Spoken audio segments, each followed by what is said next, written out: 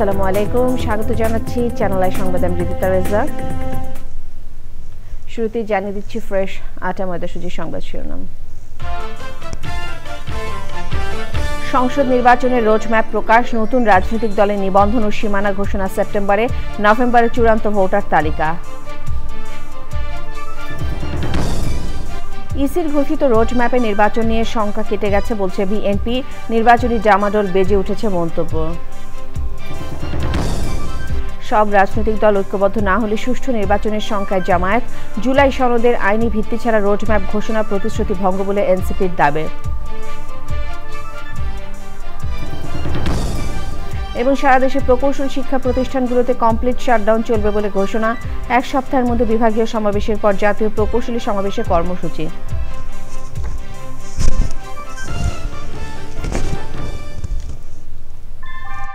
ভূমিকম্প সহনীয় most durable দেশের প্রথম থার্মেক্স রড সালাম স্টিল। সালাম স্টিল বোঝে ডিউরেবিলিটি। সালাম স্টিল, মোস্ট ডিউরেবল স্টিল। সংবাদ শিরোনামগুলো জানাচ্ছিলাম। এখনকার এই সংবাদ আয়োজন একই সঙ্গে চ্যানেল আইয়ের ইউটিউব চ্যানেল এবং চ্যানেল আইয়ের ওটিটি প্ল্যাটফর্ম আইস্ক্রিনেল লাইভ স্ট্রিম হচ্ছে। সেপ্টেম্বরের শেষে অংশীজনদের সাথে সংলাপ, নভেম্বরের 30 তারিখ চূড়ান্ত ভোটার তালিকা প্রকাশ সহ 24টি বিষয়কে প্রাধান্য দিয়ে সংসদ নির্বাচনের রোডম্যাপ ঘোষণা করেছে নির্বাচন কমিশন। ইসি সচিব জানিয়েছেন, রোজার আগেই নির্বাচনের পরিকল্পনা ইসির। ভোটের 7 দিন আগে দেওয়া হবে তফসিল। তিনি বলেছেন, ভোটের যে কোনো চ্যালেঞ্জ মোকাবেলা করা হবে। নাজিব বেগের রিপোর্ট। সংসদ নির্বাচনে রোডম্যাপ ঘোষণার প্রথা চালু হয় শামসুল হুদা কমিশন থেকে। এবার 24টি বিষয়কে গুরুত্ব দিয়ে ত্রয়োদশ জাতীয় সংসদ নির্বাচনের রোডম্যাপ প্রকাশ করল নাসির উদ্দিন কমিশন। তখন আপনাদেরকে বলেছি, নতুন রাজনৈতিক দল নিবন্ধনের চূড়ান্ত প্রজ্ঞাপন দেয়া হবে 30 সেপ্টেম্বর। চূড়ান্ত সীমানা ঘোষণা হবে 15 সেপ্টেম্বর। সেপ্টেম্বরে শেষ সপ্তাহ থেকে শুরু হবে অংশীজনদের সঙ্গে সংলাপ। সংসদ নির্বাচনের জন্য চূড়ান্ত ভোটার তালিকা প্রকাশ করা হবে নভেম্বরের শেষে। স্বচ্ছ ব্যালট বক্স চূড়ান্ত করা হবে 30 নভেম্বরের মধ্যে। অংশীজনের সাথে সংলাপ এটা আমরা শুরু করার ইচ্ছা আছে আমাদের সেপ্টেম্বরের শেষাংশ থেকে।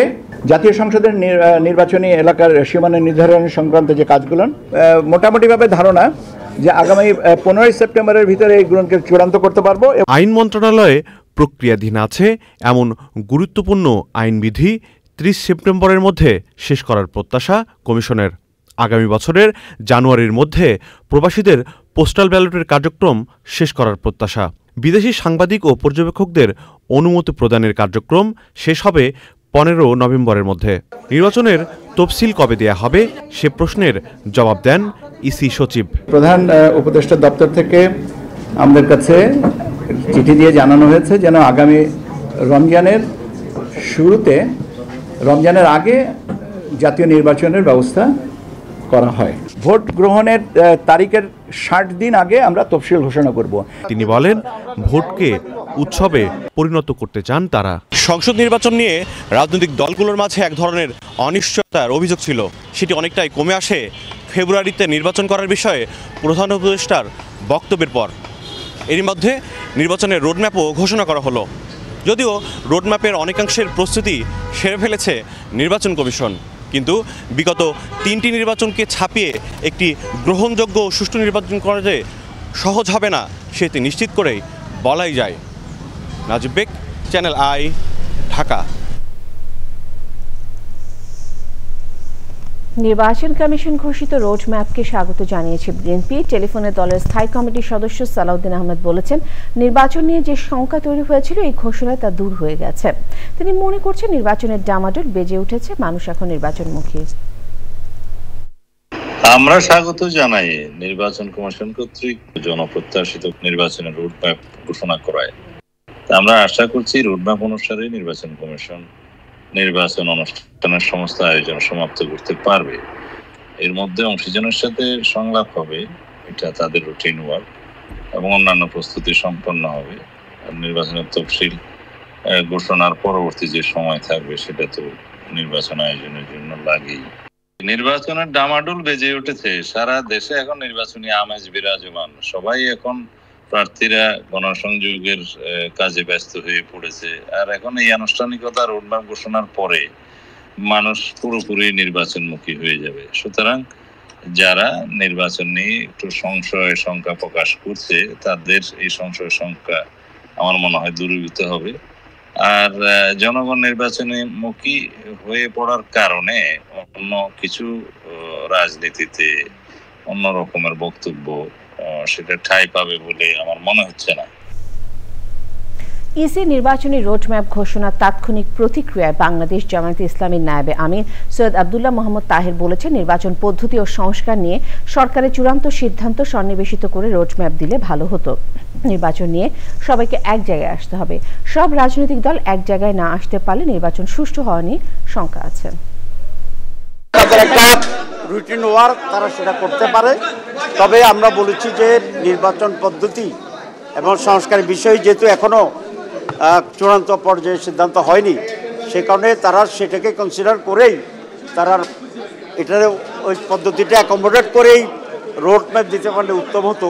নির্বাচন কেউ করবে কেউ করবে না, কেউ বাধা দিবে, তাহলে দেশে তো আবার একটা বিশৃঙ্খলা হবে। সেই জন্য বাংলাদেশ জামায়াত ইসলামী মনে করে যে এই সমস্ত পেন্ডিং যে ইস্যুগুলো আছে এই ইস্যুগুলোতে অনতিবিলম্বে ডায়ালগের মাধ্যমে একটা সমঝোতা এসে একটা সুষ্ঠু অবাধ ও নিরপেক্ষ নির্বাচনটা অত্যন্ত জরুরি এবং সে আয়োজন সরকারও করবে। অন্যান্য দলগুলো আমরা আন্তঃদলীয় বৈঠক করেও ওপেনভাবে এটা একটা সলিউশন আমরা পেতে চাই। জুলাই সনদ ঘোষণা বাস্তবায়নের রূপরেখা ও আইনি ভিত্তি না দিয়ে নির্বাচনের রোডম্যাপ ঘোষণা সরকারের প্রতিশ্রুতি ভঙ্গ হয়েছে বলে দাবি করেছে জাতীয় নাগরিক পার্টি এনসিপি। রাজধানী বাংলা মোটরে দলের প্রধান কার্যালয়ে নির্বাচন কমিশনের রোডম্যাপ নিয়ে সন্ধ্যায় সংবাদ সম্মেলন করে এনসিপি। সংবাদ সম্মেলনে লিখিত বক্তব্য পাঠ করেন সিনিয়র যুগ্ম আহ্বায়ক আরিফুল ইসলাম আদিব। বলেন, সরকার একদিকে জুলাই সনদ নিয়ে আলোচনার কথা বলছে, অন্যদিকে রোডম্যাপ ঘোষণা করেছে। যেখানে সংস্কারের অগ্রগতি জানানোর কথা ছিল সেখানে নির্বাচনের রোডম্যাপ দেওয়া প্রতিশ্রুতি ভঙ্গের শামিল। এনসিপি 29 আগস্ট থেকে 1 সেপ্টেম্বর পর্যন্ত 4 দিন 27টি উপজেলায় প্রাথমিকভাবে নতুন সংবিধান বিষয়ে উঠোন বৈঠকের কর্মসূচি ঘোষণা করেছে।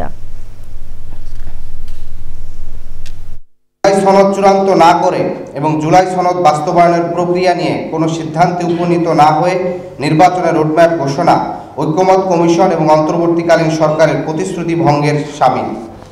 আমরা মনে করি ফ্যাসিবাদী ব্যবস্থা থেকে রাষ্ট্রের গণতান্ত্রিক রূপান্তরের জন্য নির্বাচন আয়োজন প্রয়োজন। আমরা কোনোভাবেই নির্বাচন বিরোধী নয়। সেদিক থেকে রোডম্যাপ ঘোষণাকে ইতিবাচক, তবে যত দ্রুত জুলাই সনদের আইনি ভিত্তি হবে তত দ্রুত নির্বাচনের দিকে যাওয়া যাবে। সনদ বাস্তবায়নের প্রক্রিয়া চূড়ান্ত না করে নির্বাচনের প্রস্তুতি গ্রহণ ভবিষ্যতে সংকট তৈরি করতে পারে। 3 দফা দাবি বাস্তবায়নের আশ্বাস না পাওয়া পর্যন্ত সারা দেশের প্রকৌশল বিশ্ববিদ্যালয়গুলোতে কমপ্লিট শাটডাউন চালিয়ে যাওয়ার ঘোষণা দিয়েছে প্রকৌশল অধিকার আন্দোলন। 1 সপ্তাহের মধ্যে সারা দেশে বিভাগীয় সমাবেশের পর জাতীয় প্রকৌশলী সমাবেশ করবেন তারা। পরগাজমের রিপোর্ট। বৃহস্পতিবার বুয়েট সহ দেশের সবকটি প্রকৌশল বিশ্ববিদ্যালয়ে কমপ্লিট শাটডাউনে ক্লাস পরীক্ষা হয়নি। আন্দোলনরত শিক্ষার্থীদের অনেকে বিকেলে বুয়েট ক্যাম্পাসে জড়ো হন। বিকেল 5:30টার পর ইঞ্জিনিয়ার্স ইনস্টিটিউশনে সংবাদ সম্মেলন করেন প্রকৌশল অধিকার আন্দোলনের নেতারা। 10ম গ্রেড থেকে পদোন্নতির মাধ্যমে 9ম গ্রেডে পদগুলো পূর্ণ করে ফেলা হয়েছে।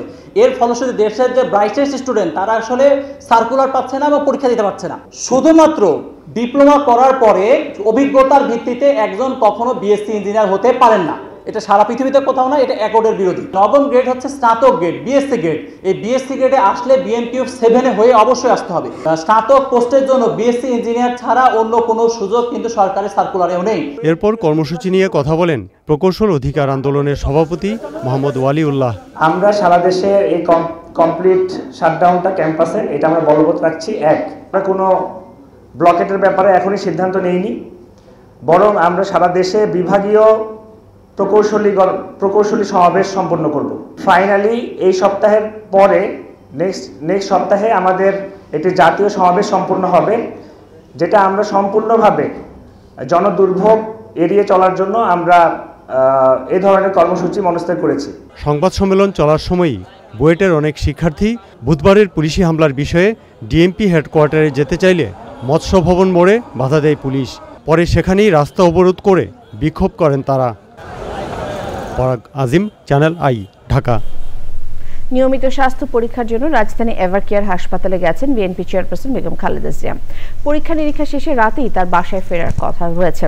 বৃহস্পতিবার রাত 8:45টার দিকে গুলশানের বাসভবনে ফিরোজা থেকে খালেদা জিয়াকে বহনকারী গাড়ি হাসপাতালের উদ্দেশ্যে রওনা হয়। পরে রাত 8:30টায় তিনি এভারকেয়ার হাসপাতালে পৌঁছান। বিষয়টি নিশ্চিত করেছেন বিএনপি চেয়ারপারসনের প্রেস উইং এর সদস্য শামসুদ্দিন দিদার। সময় হলো বিরতি নেবার। বিরতির পর আরো সংবাদের সাথে জানিয়ে ফিরব।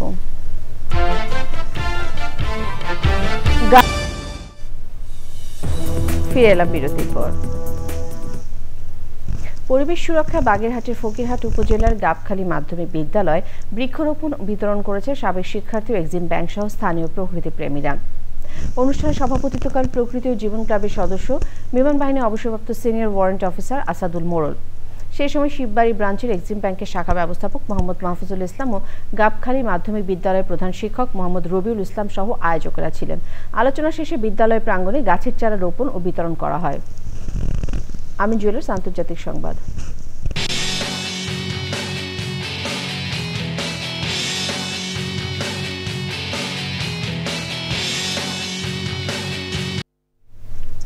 গাজায় অনাহার ও অপুষ্টিতে 2 শিশু সহ আরো 4 জন মারা গেছে।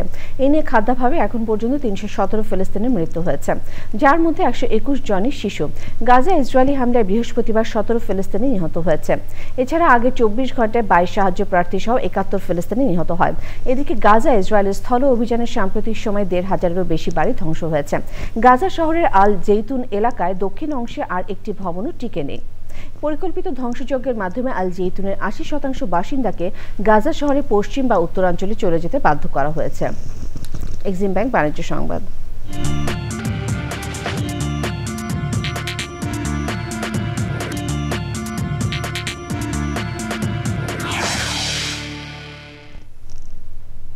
ঢাকা স্টক এক্সচেঞ্জের সপ্তাহের শেষ কার্যদিবসে লেনদেনে ঊর্ধ্বমুখী প্রবণতা দেখা গেছে। আগের কার্যদিবসের চেয়ে ডিএসইএক্স সূচক 74 পয়েন্ট বেড়ে 5,517 পয়েন্টে দাঁড়িয়েছে। বেড়েছে বেশিরভাগ কোম্পানির শেয়ারের দাম। হাত বদল হয়েছে 398টি কোম্পানি, 1,132 কোটি 31 লাখ টাকা শেয়ার ও মিউচুয়াল ফান্ড, যা আগের কার্যদিবসের চেয়ে 160 কোটি 79 লাখ টাকা বেশি। এর মধ্যে দাম বেড়েছে 281টির, কমেছে 86টির এবং অপরিবর্তিত রয়েছে 31টি কোম্পানির শেয়ারের দাম।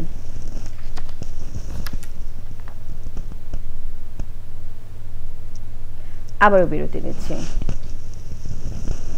ফিরে এসে যা দেখবেন। সিলেটে ফিরে এলাম বিরতির পর।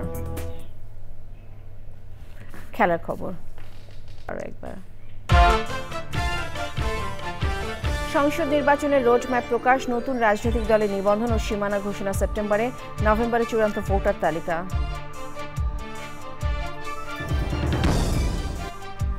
ইসির ঘোষিত রোডম্যাপে নির্বাচন নিয়ে শঙ্কা কেটে গেছে বলছে বিএনপি। নির্বাচনী ডামাডোল বেজে উঠেছে মন্তব্য। সব রাজনৈতিক দল ঐক্যবদ্ধ না হলে সুষ্ঠু নির্বাচনের শঙ্কায় জামায়াত। জুলাই সনদের আইনি ভিত্তি ছাড়া রোডম্যাপ ঘোষণা প্রতিশ্রুতি ভঙ্গ বলে এনসিপির দাবি। এবং সারা দেশে প্রকৌশল শিক্ষা প্রতিষ্ঠানগুলোতে কমপ্লিট শাটডাউন চলবে বলে ঘোষণা। 1 সপ্তাহের মধ্যে বিভাগীয় সমাবেশের পর জাতীয় প্রকৌশলী সমাবেশের কর্মসূচি।